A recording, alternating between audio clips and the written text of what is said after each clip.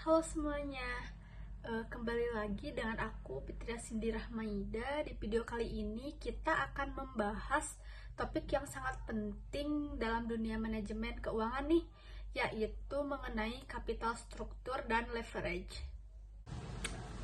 Nah, untuk selanjutnya yaitu apa sih capital struktur itu? Capital struktur adalah kombinasi dari utang dan ekuitas yang digunakan oleh perusahaan untuk membiayai kegiatan operasional dan investasi. Dalam istilah sederhana, ini adalah cara perusahaan mengatur dan menggunakan sumber dana untuk mencapai tujuannya. Menurut ahli keuangan I.M. Pandey, capital struktur adalah campuran dari sumber dana jangka panjang termasuk utang jangka panjang, dan ekuitas. John J. Hampton juga menambahkan bahwa capital struktur adalah kombinasi antara efek utang dan ekuitas yang digunakan untuk membiayai aset perusahaan. Mengapa sih capital struktur itu penting? Nah, di sini ada 5 poin mengapa capital struktur itu penting. Yang pertama yaitu untuk memaksimalkan pengembalian. Pengaturan modal yang baik dapat meningkatkan laba per saham, sehingga memaksimalkan pengambilan bagi pemegang saham. Yang kedua yaitu untuk mengurangi risiko finansial. Struktur yang tepat membantu menyeimbangkan utang dan ekuitas sehingga mengurangi risiko keuangan. Yang ketiga yaitu fleksibilitas.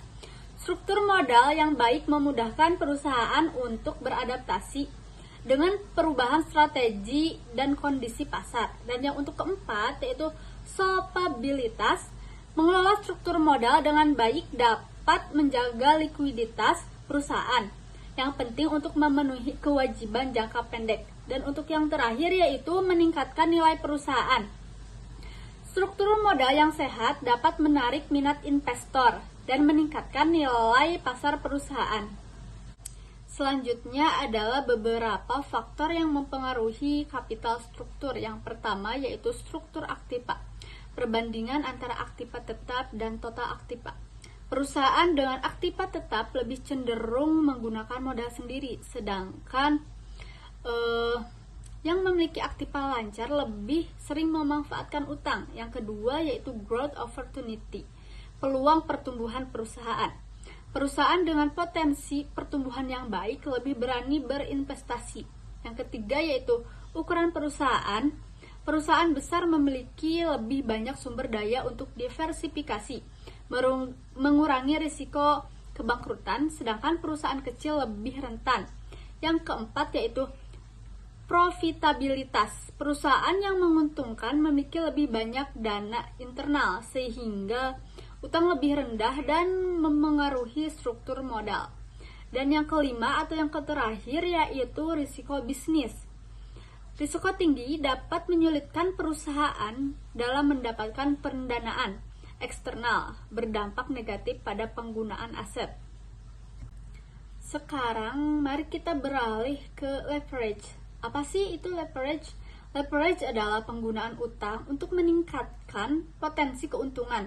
Dalam dunia bisnis, leverage seringkali merujuk pada pinjaman modal yang digunakan untuk membeli aset yang diharapkan akan mendatangkan keuntungan yang lebih besar.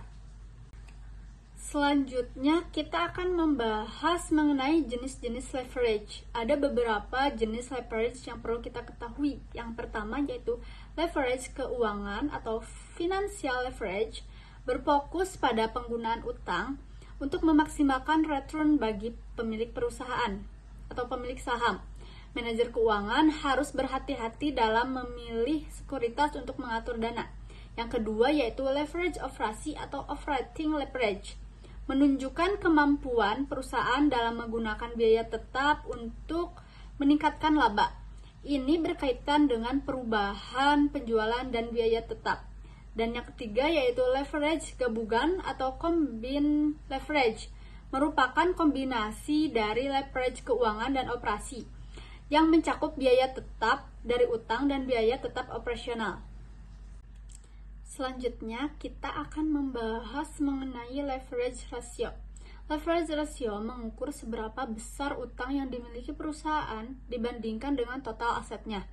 Ini membantu kita memahami risiko yang dihadapi oleh perusahaan. Terdapat 4 rasio yang umum digunakan, yaitu yang pertama debt to asset ratio, mengukur kemampuan perusahaan yang mengandalkan utang untuk membiayai aset. Rumusnya adalah total utang dibagi dengan total aset. Yang kedua yaitu debt to equity ratio, menggambarkan keterkaitan antara utang jangka panjang dan modal yang dimiliki perusahaan.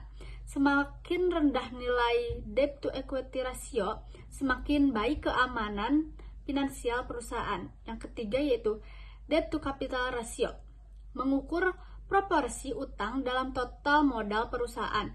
Ini menunjukkan risiko yang terkait dengan utang. Yang keempat yaitu times interest earned, mengukur laba operasi yang mampu membayar bunga utang. Ini pentingnya untuk mengetahui seberapa baik perusahaan dapat memenuhi kewajiban bunga. Selanjutnya ada manfaat dari risiko leverage. Yang pertama yaitu meningkatkan daya beli dan potensi keuntungan. Yang kedua yaitu memperoleh dana untuk investasi tanpa harus mengeluarkan modal sendiri. Yang ketiga yaitu meningkatkan return on investment atau ROI. Namun, ada juga risiko yang terkait dengan penggunaan leverage. Pengambilan utang yang berlebihan dapat menyebabkan yaitu risiko gagal bayar yang lebih tinggi, beban bunga yang dapat mengurangi laba bersih, ketidakstabilan finansial jika tidak dikelola dengan baik. Mungkin cukup sekian untuk pembahasan kali ini. Sebelum kita tutup, mungkin ada beberapa kesimpulan yang bisa kita ambil dari pembahasan tadi, yaitu struktur modal dan leverage adalah dua konsep yang sangat penting dalam pengelolaan keuangan perusahaan. Struktur modal yang baik dapat meningkatkan nilai perusahaan, sementara penggunaan leverage yang bijak dapat meningkatkan potensi keuntungan. Namun, perusahaan juga harus berhati-hati agar tidak terjebak dalam utang yang berlebihan. Mungkin cukup sekian mengenai pembahasan tentang capital struktur dan leverage. Terima kasih telah menonton video ini. Sampai jumpa di video selanjutnya. Bye.